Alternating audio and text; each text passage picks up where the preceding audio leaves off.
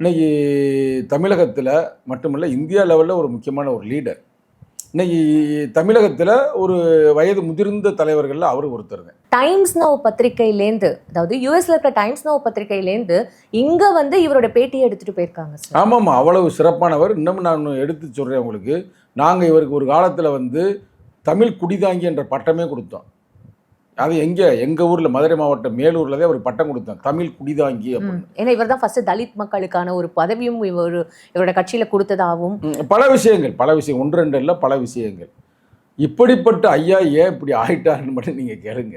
ஏன்னா ஒரு 10-15 ஆண்டுகளுக்கு முன்னால் இவர் என்ன பண்ணிட்டாரு, சோசியல் இன்ஜினியரிங் அப்படின்னு அந்த பக்கத்து நார்த் இந்தியாவில் எப்படி இஸ்லாமியர்களுக்கு எதிர்ப்பாக ஒரு அரசியல் நடக்கும் பார்த்தீங்களா, அது மாதிரி ஒரு தலித்துக்கு எதிர்ப்பாக ஒரு அரசியலை கொண்டு வந்தார். இவரா சார்? இவர் தான் கொண்டு வந்து எங்கள் தலைவருக்கு எதிர்ப்பாக பயங்கரமாக களமாடினார்.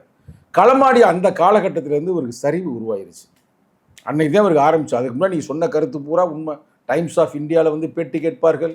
நாங்கள் அவருக்கு வந்து தமிழ் குடிதாங்கின்னு பட்டம் கொடுப்போம், அம்பேத்கர் சுடர் விருது கொடுப்போம், ஒரு போட்டு கலைஞர் வா வா வான்னு கூப்பிடுவார்.